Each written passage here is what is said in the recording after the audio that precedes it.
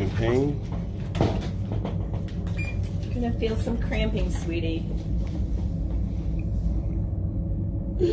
Got a lot of eggs.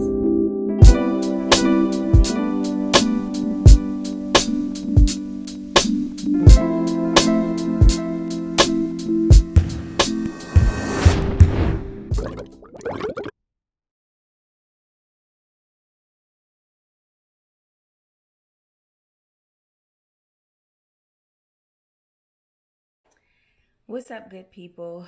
So today I just wanted to do an update.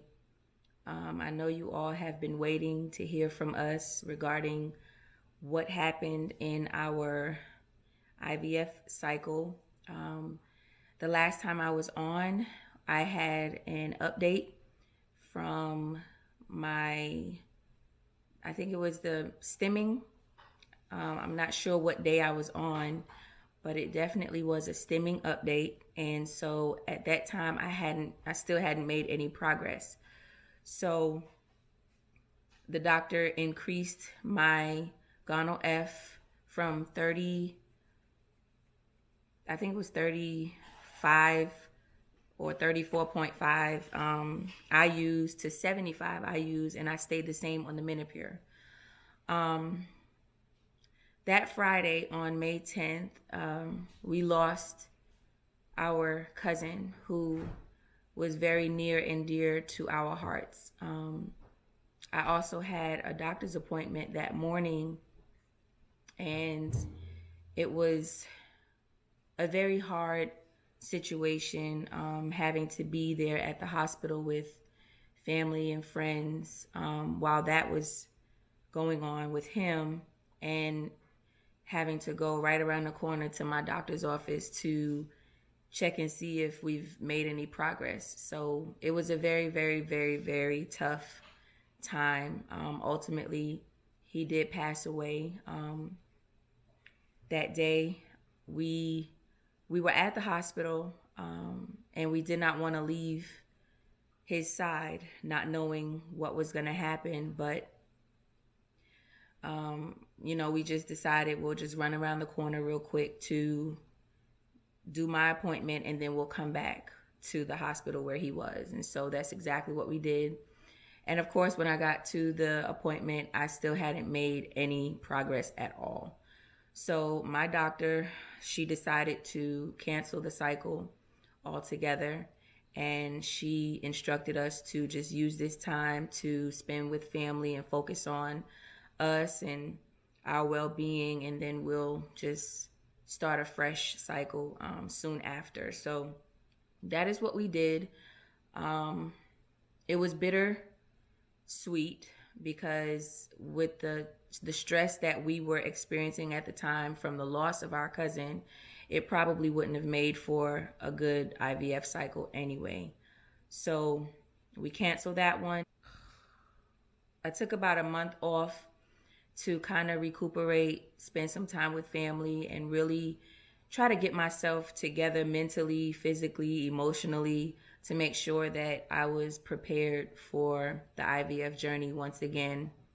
At that time, it was very stressful. It's not that we didn't want to vlog anymore. It's just that at that time, we had to find strength to pick up the camera.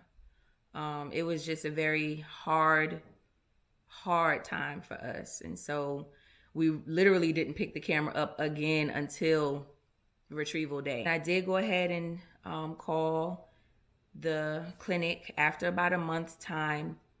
And from that point, she said that we would start the gonal F at 150. So that was a huge jump from 75 to 150. And I knew then we might get things rolling with that. So that's what we did. Towards the beginning of July, I started the Prevera to start a cycle. And then I did birth control to suppress everything. And I started taking the gonal F and the Menopur again. After about, I'm not sure how many days it was, but after about a week and a half, I I was ready for retrieval. And so each and every appointment, I was going every other day. And each and every appointment, they were counting more and more and more follicles. So, and I'm trying, I don't want to be all over the place with this, but basically I took the Gono F and the Menopur, and about a week and a half into that, I started the Cetrotide. She instructed me to start the Cetrotide. And I think I did Cetrotide for 2 to 3 days. And basically that is to suppress ovulation. You definitely don't want to ovulate at all at that time. It would be very dangerous. And then they decided to do my egg retrieval on July the 20th at 8 o'clock in the morning. So we'll put some footage in of that right here.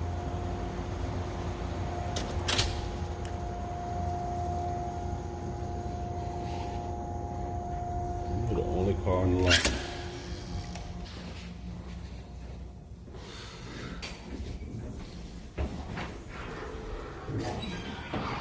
Nervous? I'm so nervous.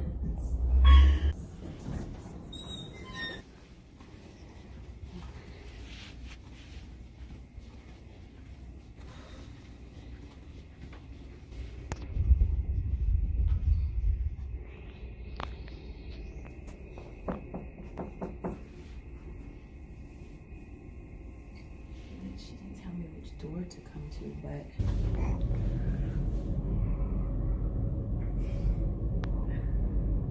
What say thou?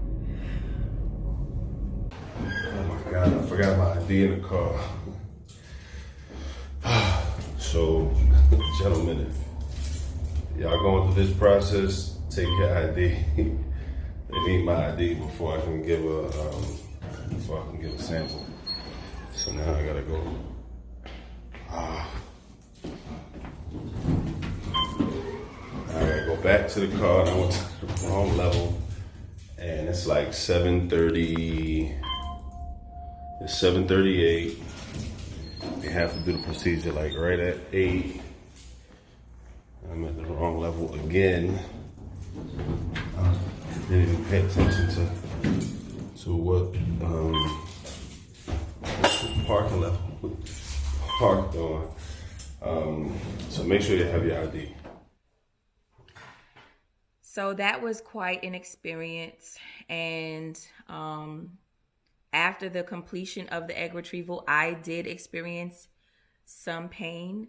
I mean, based on what I heard, some people walk out of egg retrieval and they are just fine.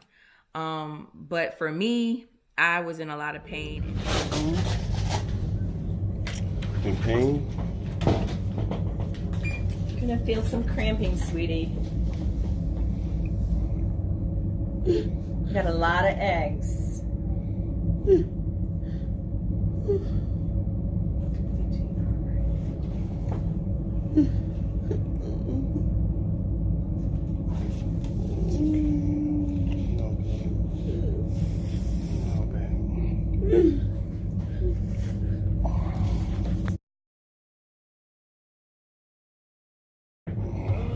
You all done?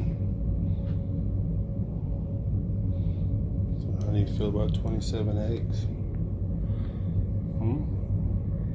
It's a lot of eggs. It's a lot. I guess 34 first. That was my first guess. You were both very wrong. I know, but I was closest. Yeah. I'll give you a prize. I'll give you a prize. Want some more ginger ale? You hungry?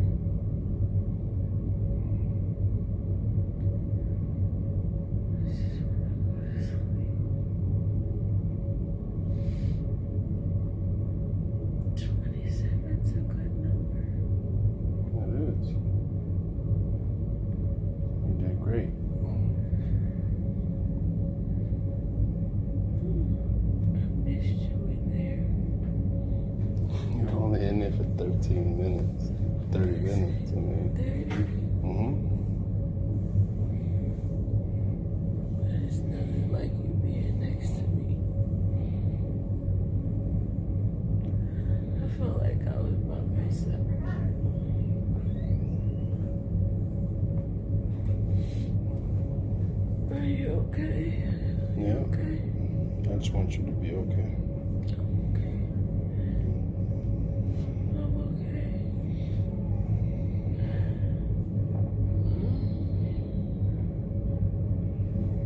Okay. You still feel pain? Think the Tylenol kicking in? I don't know. There's a lot of gas. And I had a lot of abdominal discomfort, and it took me about a full week before I was fully recovered or back to my normal self. So that was a little bit challenging, and it was different, but it was definitely a beautiful experience to know that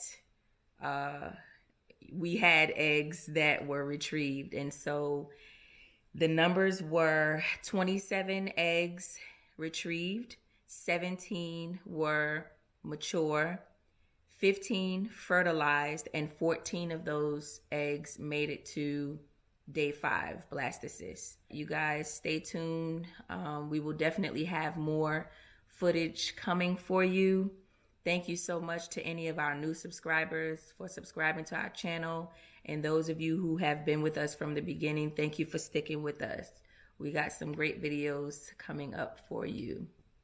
All right, y'all, I'm gonna chime out. And if you have any comments or questions, leave them down below for me, and I will be sure to respond back to you.